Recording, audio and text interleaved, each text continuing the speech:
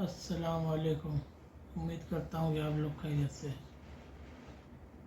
آج ایک ویڈیو پہ ہم لوگ دیکھنے جا رہے ہیں، ریئیکشن کرنے جا رہے ہیں، جو اس ٹائم سوشل میڈیا پہ بہت وائرل آ رہا ہے، ایپسٹین فائل کے بارے میں۔ اور یہ ویڈیو ہے ڈاکٹر مفتی یاسر الواجدی صاحب کے۔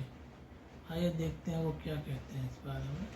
وہ کون ذہنیت ہے، وہ کون لوگ ہیں جو اس کے پیچھے ہیں کہ جو باقاعدہ انوائٹ کرتے ہیں کسی آئی لینڈ پر، وہاں پہ رشین لڑکیاں یا بچیاں چھوٹی چھوٹی لے کر آتے ہیں اور ان لوگوں کو پیش کرتے ہیں کہ جن کے بارے میں ان کا اندازہ ہے کہ کل کو جا کر یہ لوگ پریزیڈنٹ بنیں گے۔ ان لوگوں کو یہ پہلے ہی لے آتے ہیں اور پہلے ہی پھنسا لیتے ہیں اور ان کی فائلیں تیار کر کے رکھتے ہیں کہ جب موقع ملے گا ان کو بلیک میل کرنے کا تو یہ فائلیں دکھا دی جائیں گی کہ بھائی دیکھو، اگر تم ہمارا کام نہیں کرو گے تو کل کو یہ میڈیا کے اندر ریلیز کی جائے گی۔ آج پوری دنیا میں اس پر گفتگو ہو رہی ہے۔ آج ہزاروں ویڈیوز خود امریکہ میں بن رہی ہیں جس میں یہ ثابت کیا جا رہا ہے کہ ایپسٹین کے تعلقات کہاں کہاں تھے، کس ایجنسی کے تحت وہ کام کر رہا تھا، اور اس نے بڑے بڑے لوگوں کو اپنے آئی لینڈ پر بلایا، ان کے تعلق سے ان سے حرکتیں کروائیں، ان کی ویڈیوز بنائی، سب اپنے پاس رکھ لی۔ ایک بات جو اس وقت پوری دنیا میں موضوع گفتگو بنی ہوئی ہے وہ ہے ایپسٹین فائل۔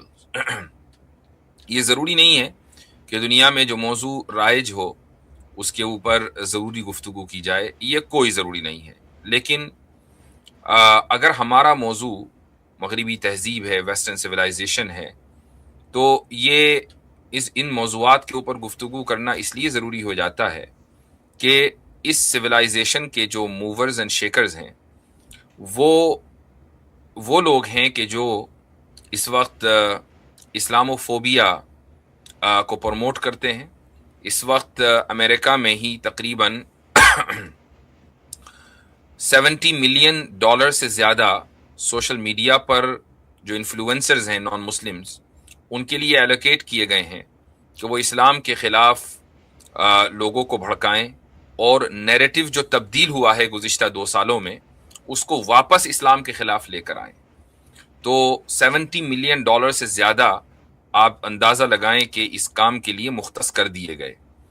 یہ جو سوشل میڈیا کریٹرز ہیں یہ اپنے چینلوں کے اوپر، اپنے جو ٹویٹر ہے جس کو آپ ایکس بولا جاتا ہے، یا ٹک ٹاک ہے جو اب چائنا کے انفلوئنس سے نکل کر امریکہ کے انفلوئنس میں آ گیا ہے، امریکن بزنس مین نے اس کو خرید لیا ہے، تو یہ سارے کے سارے جو پلیٹ فارمز ہیں اب اس وقت اسلامو فوبیا کا گڑھ بن چکے ہیں، اور یہاں پر وہ نیریٹو چلایا جا رہا ہے کہ اسلام ہی خدا نخواستہ سب سے زیادہ ایول کلٹ ہے، العیاذ باللہ۔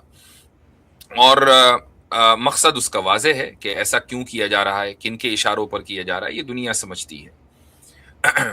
تو اس میں جو سب سے زیادہ ایک اعتراض کیا جاتا ہے اور اس وقت مسلمانوں کے لیے جس لفظ کا استعمال کیا جا رہا ہے مغربی حلقوں میں، وہ ہے پیڈوفائلز کا، اور یہ ایک یقیناً ڈریگیٹوری ٹرم ہے، اور اس کا جو ہسٹوریکل کانٹیکسٹ ہے وہ سب کو پتہ ہے، یہاں اس کی وضاحت کی ضرورت نہیں ہے۔ لیکن جب سے ایپسٹین فائلز دنیا کے سامنے آئی ہیں، اور ایسا تو نہیں ہے کہ کسی مسلم ملک نے یا کسی مسلم ادارے نے ان فائلوں کو دنیا کے سامنے پیش کیا ہے، نہیں، بلکہ یونائٹڈ اسٹیٹس کا، امریکہ کا جو جسٹس ڈپارٹمنٹ ہے اسی نے ان لاکھوں فائلز کو دنیا کے سامنے پیش کیا ہے، اور اس سے مغربی تہذیب اور اس کے رکھوالوں کا جو گھناؤنا چہرہ ہے وہ دنیا کے سامنے آیا ہے کہ جن لوگوں کو پیڈوفائلز کہہ کر ان کو نشانہ بنایا جا رہا تھا، نشانہ بنانے والے خود پیڈوفائلز ہیں۔ اور لیکن یہاں ایک بہت بڑی بات ذہن میں رکھنے کی ہے کہ وہ کون لوگ ہیں کہ جنہوں نے ان تمام انفلوئنسرز کو، جو پولیٹیکلی انفلوئنس رکھتے تھے، جو اپنے کلچر کے اعتبار سے انفلوئنس رکھتے تھے، یا بزنس میں انفلوئنس رکھتے تھے جیسے بل گیٹس ہے، ایلون مسک ہے، وغیرہ وغیرہ، تو ان سب کو کس نے اس ٹریپ میں پھنسایا؟ وہ کون ذہنیت ہے، وہ کون لوگ ہیں جو اس کے پیچھے ہیں کہ جو باقاعدہ انوائٹ کرتے ہیں کسی آئی لینڈ پر، وہاں پہ رشین لڑکیاں یا بچیاں چھوٹی چھوٹی لے کر آتے ہیں اور ان لوگوں کو پیش کرتے ہیں کہ جن کے بارے میں ان کا اندازہ ہے کہ کل کو جا کر یہ لوگ پریزیڈنٹ بنیں گے، پرائم منسٹرز بنیں گے، انفلوئنشل پرسنالٹیز بنیں گے، منسٹرز بنیں گے، یہ لوگ بڑے بڑے بزنس مین بنیں گے، ملٹی نیشنل کمپنیز چلائیں گے. ان لوگوں کو یہ پہلے ہی لے آتے ہیں اور پہلے ہی پھنسا لیتے ہیں اور ان کی فائلیں تیار کر کے رکھتے ہیں کہ جب موقع ملے گا ان کو بلیک میل کرنے کا تو یہ فائلیں دکھا دی جائیں گی کہ بھائی دیکھو اگر تم ہمارا کام نہیں کرو گے تو کل کو یہ میڈیا کے اندر ریلیز کی جا رہی ہے. تو یہاں مسئلہ اخلاقیات کا نہیں ہے. یہ جو معاشرہ ہے، مغربی تہذیب کا معاشرہ، یہ اس دلدل میں، برائی کی دلدل میں اتنا گہرا دھسا ہوا ہے کہ وہاں سے نکلنا اس کے لیے مشکل ہے. یہاں جو اخلاقیات ہے وہ بہت آرٹیفیشل ہے. وہ آپ کو یہ قانون بنا کر کہیں گے کہ آپ مائنر سے شادی نہیں کر سکتے. وہ آپ کو قانون بنا کر یہ کہیں گے کہ آپ تعدد ازواج نہیں کر سکتے. وہ آپ کو قانون بنا کر یہ کہیں گے کہ مرد اور عورت کے درمیان ایکوالٹی ہونی چاہیے. وہ آپ کو قانون بنا کر یہ کہیں گے کہ آپ عورت کے اوپر ظلم نہیں کر سکتے، وغیرہ وغیرہ. قانون کی حد تک کہ یہ سب کچھ صحیح ہے، لیکن جو قانون ساز ہیں، جو قانون بنانے والے ہیں، وہی پھر ان قوانین کی دھجیاں اڑاتے ہیں. وہی پھر پیڈوفائل بنتے ہیں. وہی پھر چھوٹی چھوٹی بچیوں کا ریپ کرتے ہیں. وہی پھر عورت کو غلام بناتے ہیں، باندی بناتے ہیں، عورت کو رکھیل بناتے ہیں. اور وہی پھر شادی تو ایک سے کریں گے، لیکن یہ شادی کا جو کھیل ہے، یعنی اپنے نفس کو تسکین پہنچانے کا جو کھیل ہے، وہ دسیوں بیسیوں بلکہ سوئیوں اور ہزاروں عورتوں سے اپنی زندگی میں کر بیٹھتے ہیں. یہ دراصل کھوکھلا معاشرہ ہے. یہاں جو میں نے ابھی بات کہی کہ وہ کون لوگ ہیں کہ جو بڑے بڑے پولیٹیشین کو نچاتے ہیں، وہ کون لوگ ہیں جو بڑے بڑے بزنس مین کو نچاتے ہیں، یہ وہ صہیونی طاقتیں ہیں کہ جو ایک عرصے سے، آج سے نہیں بلکہ سوئیوں سالوں سے جو اسی کام کے اوپر معمور ہیں. یہ لوگ وہ ہیں کہ جیسے ہی یہ خطرہ محسوس کرتے ہیں فوراً ہی اپنے لبادہ بدلتے ہیں اور یہ پوری سوسائٹی کے خلاف یعنی سازش کرتے ہیں. میں اس موقع پر آپ کو ایک اپنی آنے والی کتاب کا ایک اقتباس پڑھ کر سنانا چاہوں گا. میری کتاب بائی دا وے میں نے اس کا ایڈورٹائز اتنا کر دیا ہے کہ لوگ 9 اپریل کا بالکل شدت سے انتظار کر رہے ہوں گے. تحافت الملاحدہ نام سے یہ کتاب آ رہی ہے. تو اس کی 3 جلد میں لبرلزم کے موضوع کے اوپر گفتگو ہے. اس میں لبرلزم کی مختصر تاریخ جہاں میں نے لکھی ہے تو اس میں ایک موومنٹ ہے، مرانو موومنٹ. اس کے بارے میں آپ میں سے بہت سے لوگ شاید اس موومنٹ کے بارے میں نہ جانتے ہوں، لیکن اس کتاب کا میں اقتباس آپ کے سامنے پڑھ کر سنانا چاہوں گا. مرانو کا نام شاید بہت سے لوگوں نے پہلی بار پڑھا ہو. قرون وسطیٰ میں یعنی مڈل ایجز میں پورے یورپ میں عیسائیوں کی حکومت تھی، لیکن اسپین ہی واحد ایسا علاقہ تھا جو مسلمانوں کے زیر نگیں تھا. یورپ کے مختلف علاقوں میں جہاں جہاں یہودی آباد تھے ان پر بہت ظلم کیا جاتا تھا. اس ظلم کی وجہ یہ تھی کہ کیتھولک عیسائی یہ مانتے تھے کہ ان یہودیوں نے ہی حضرت عیسیٰ علیہ السلام کو سولی پر چڑھایا ہے، اور چونکہ یہودی ان کے سولی پر چڑھائے جانے کو صحیح سمجھتے ہیں لہٰذا یہ بھی جرم میں برابر کے شریک ہیں. اس وجہ سے انہوں نے اسلامی حکومت میں آ کر، یعنی یہودیوں نے اسلامی حکومت میں آ کر رہنے کو ترجیح دی. یہی وجہ ہے کہ اسپین میں ایک بڑی اقلیت یہودیوں کی تھی جو عزت کے ساتھ وہاں رہتی تھی. وہ مسلمان جو اسپین میں آباد تھے ان کا تعلق المغرب الاقصی سے تھا. المغرب الاقصی کا ایک حصہ آج موراکو ہے. المغرب الاقصی کے تحت لیبیا، الجزائر، موریتانیہ وغیرہ ممالک آتے ہیں. جب اسرائیل کی ناجائز حکومت قائم ہوئی تو اس علاقے کے یہودیوں نے بھی بڑی تعداد میں اسرائیل ہجرت کی، یعنی یہ المغرب الاقصی سے ہجرت کر کے اسرائیل پہنچے. یہاں بہت بڑی تعداد میں یہودی آباد تھے اور آج بھی کسی حد تک پائے جاتے ہیں.